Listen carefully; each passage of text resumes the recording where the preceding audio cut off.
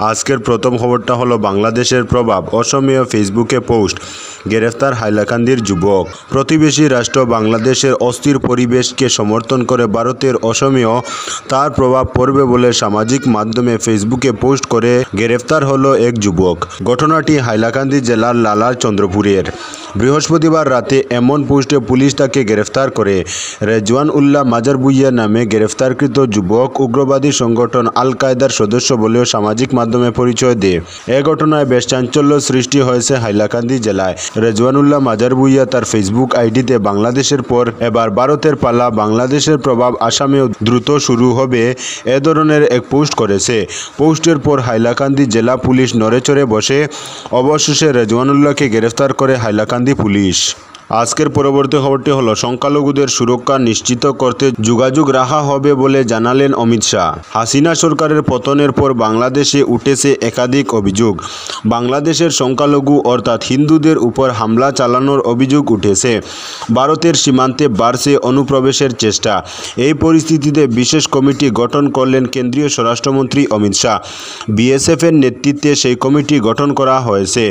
অমিত শাহ জানিয়েছেন, বর্তমানে যে পরিস্থিতি তৈরি হয়েছে তাতে বাংলাদেশ সীমান্তে নজর রাখার জন্য কেন্দ্রীয় সরকার একটি বিশেষ কমিটি তৈরি করেছে। বাংলাদেশের প্রশাসনের সঙ্গে যোগাযোগ রাখবে ওই কমিটি। বাংলাদেশে বসবাসকারী ভারতীয় হিন্দু ও অন্যান্য সংখ্যালঘুদের সুরক্ষা নিশ্চিত করতে যোগাযোগ রাখা হবে বলে জানিয়েছেন অমিত শাহ। উল্লেখ্য, কেন্দ্রীয় সরকার আগেই জানিয়েছে যে বাংলাদেশে হিন্দু ও অন্যান্য সংখ্যালঘুদের উপর হামলা হচ্ছে। সংসদে একথা বলেছেন বিদেশমন্ত্রী এস জয়শঙ্কর। শুধু তাই নয়, বৃহস্পতিবার বাংলাদেশে অন্তর্বর্তী সরকারের প্রধান মোহাম্মদ ইউনূস শপথ নেওয়ার পর প্রধানমন্ত্রী নরেন্দ্র মোদী এক্স মাধ্যমে শুভেচ্ছা জানিয়ে লিখেছেন, দ্রুত সে দেশে হিন্দু ও অন্যান্য সংখ্যালঘু সম্প্রদায়ের নিরাপত্তা ও সুরক্ষা নিশ্চিত হবে। আজকের পরবর্তী খবরটি হলো শিলচর মালুগ্রামে সাংবাদিকের বাড়িতে চুরি, ত্রিতল বাড়ি তছনছ। শিলচর মালুগ্রাম কালীবাড়ি রোডে তালাবন্ধ বাড়িতে চুরির ঘটনা ঘটল। বিশিষ্ট সাংবাদিক বিশ্বদীপ গুপ্তের তিনতলা ভবনে এই চুরিকাণ্ডটি ঘটেছে। ভবনের নিচের তলা থেকে উপরতলা অবধি সম্পূর্ণভাবে ভাঙচুর, তছনছ করে যাবতীয় মূল্যবান সামগ্রী চোরের দল নিয়ে গিয়েছে। বুধবার বিকেলে ঘটনাটি নজরে আসে বিশ্বদীপের কাকা অরিজিৎ গুপ্তের। সঙ্গে সঙ্গে পুলিশকে জানানো হয়। অরিজিৎ গুপ্ত বৃহস্পতিবার জানান, তার দুই ভ্রাতুষ্পুত্র শিলচরের বাইরে থাকেন। বিশ্বদীপ ইম্ফলে রয়েছেন এবং সৌরদীপ নিউজিল্যান্ডে। তাদের মা কলকাতায়। পরিবারের সকলের অনুপস্থিতির সুযোগ নিয়ে চোরের দল পুরো বাড়িটিকে তাদের কবজায় নিয়ে সব কটি আলমারি উলটপালট করে কাপড় চোপড়, জিনিসপত্র থেকে শুরু করে এসি মেশিন, বৈদ্যুতিক সামগ্রী লুটপাট করে নিয়েছে। পুরো বিষয়টি বিভিন্ন দৃষ্টিকোণ থেকে বিশেষভাবে খতিয়ে দেখার জন্য তিনি পুলিশের কাছে অনুরোধ জানিয়েছেন। এর আগে তাকে হুমকি দেওয়া হয়েছে বলেও জানান তিনি। আজকের পরবর্তী খবরটি হলো বাংলাদেশে হিন্দু নির্যাতন। শিলচরে মুখে কালো মাস্ক পরিধান করে প্রতিবাদ। বাংলাদেশে হিন্দুদের সুরক্ষার দাবিতে বিভিন্ন সংগঠনের সহ শিলচরের জনগণ ও ইস্কন মন্দির ও ভারত সেবাশ্রমের স্বামীজিরা মুখে কালো মাস্ক পরিধান করে প্রতিবাদ করেন। শুক্রবার এই প্রতিবাদ জানান তারা। সংবাদ মাধ্যমের সাথে কথা বলতে গিয়ে ভারত সেবাশ্রমের স্বামীজি বলেন, বাংলাদেশে হিন্দুদের সুরক্ষার দাবিতে কাছাড়ের জেলাশাসক মারফত ভারতের প্রধানমন্ত্রী, স্বরাষ্ট্রমন্ত্রী ও বাংলাদেশের হাইকমান্ডের উদ্দেশ্যে একটি স্মারকলিপি প্রদান করেন।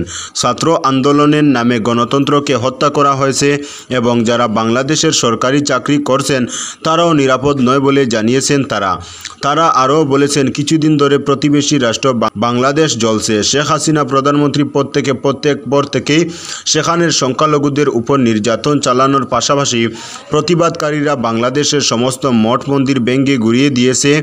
লাগাতার একের পর এক আক্রমণে সেখানের সংখ্যালঘুদের প্রাণ সংকটের মুখে এসে দাঁড়িয়েছে।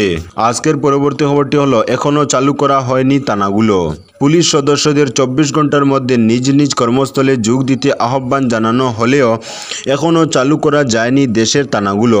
ঢাকা মহানগর পুলিশের নতুন কমিশনার মোহাম্মদ মাইনুল হাসান যত দ্রুত সম্ভব থানায় বসে কাজ শুরু করার জন্য পুলিশ সদস্যদের নির্দেশ দিয়েছেন। একযুগে সব থানা ফেলে পুলিশ সদস্যদের পালিয়ে যাওয়ার ঘটনা অতীতে বাংলাদেশে কখনো দেখা যায়নি। বিশ্বের অন্যান্য দেশেও এ ধরনের ঘটনা বিরল বলে উল্লেখ করেছেন বর্তমান ও প্রাক্তন পুলিশ কর্মকর্তারা। তারা বলেছেন, অনেক সময় যুদ্ধকালীন পরিস্থিতিতে এ ধরনের ঘটনা দেখা যায়। পুলিশের জন্য এমন পরিস্থিতি তৈরি হলো কেন, সেটি এক বড় প্রশ্ন। আজকের পরবর্তী খবরটি হলো, পরিস্থিতি নিয়ন্ত্রণে না আসা পর্যন্ত আন্তর্জাতিক ব্যবসা অনির্দিষ্টকালের জন্য বন্ধ করিমগঞ্জে। কোটা সংস্কার আন্দোলন ও গণ অভ্যুত্থানে শেখ হাসিনা সরকারের পতনে বাংলাদেশের অভ্যন্তরীণ পরিস্থিতিতে অত্যন্ত অরাজকতা বিরাজমান। দেশে আইনের শাসনের সুদৃঢ়তার অভাব পরিলক্ষণীয়।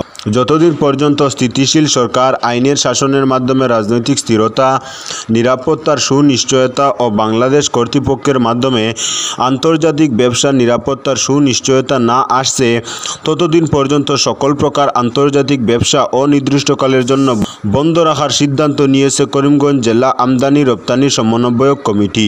আজকের পরবর্তী খবরটি হলো, টানা বৃষ্টিতে শিলচর জয়ন্তিয়া সড়ক বেহাল। টানা বৃষ্টিতে ফের ভয়ঙ্কর রূপ নিয়েছে শিলচর জয়ন্তিয়া সড়ক।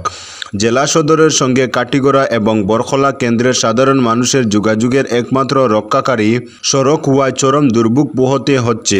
বিশেষ করে বরখলা, জারলতলা, নীলচরা, বাবুবাজার, বিহারা, সয়ারন, নারায়ণছড়ার জনগণ সীমাহীন দুর্ভোগের মুখে পড়েছেন। এসব অঞ্চলের সড়কে পুকুর সমান গর্ত।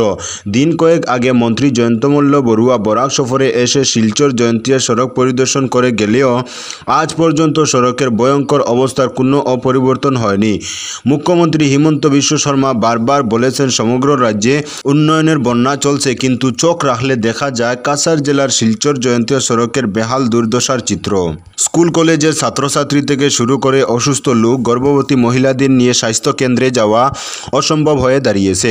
এছাড়াও রাস্তার দুই দিকে কাদামাটি থাকায় পথচারীরা চলাচল করতে ভীষণ বিপাকে পড়েছেন। এক প্রকার প্রাণের ঝুঁকি নিয়ে চালকরা গাড়ি চলাচল করছেন।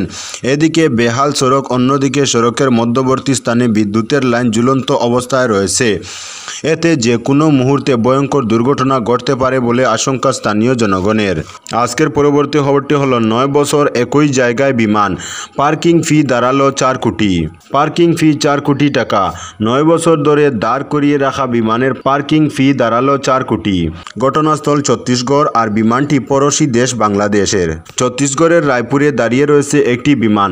জানা গিয়েছে, দীর্ঘ 9 বছর ধরে রায়পুরের বিমানবন্দরে দাঁড়িয়ে রয়েছে বিমানটি, আর তাতেই পার্কিং ফি বেড়ে দাঁড়িয়েছে প্রায় 4 কোটি টাকা।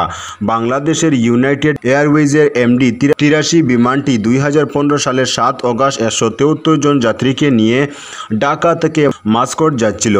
যাওয়ার পথে বিমানটির ইঞ্জিন বিকল হয়ে যায়। দুর্ঘটনা এড়াতে রায়পুরের বিবেকানন্দ বিমানবন্দরে জরুরি অবতরণ করানো হয়। বিকল্প ফ্লাইটে যাত্রীদের গন্তব্যে পৌঁছে দেওয়া হলেও বাংলাদেশ আর বিকল বিমানটি ফেরত নিয়ে যায়নি। সেই সময় থেকে রায়পুরে রয়ে গিয়েছে বাংলাদেশি বিমান। রায়পুর বিমানবন্দর কর্তৃপক্ষ গত 9 বছরে 90 বারেরও বেশি চিঠি লিখেছে, ইমেল পাঠিয়ে বকেয়া পার্কিং ফি দিতে বলেছে, কিন্তু বাংলাদেশ এয়ারলাইন্স কোনো জবাব দেয়নি বা ফি পরিশোধ করেনি। তো বন্ধুরা, আজকের জন্য এতটুকু। পরবর্তী কোনো নতুন ভিডিওতে দেখা হবে, তখন অবধি ধন্যবাদ।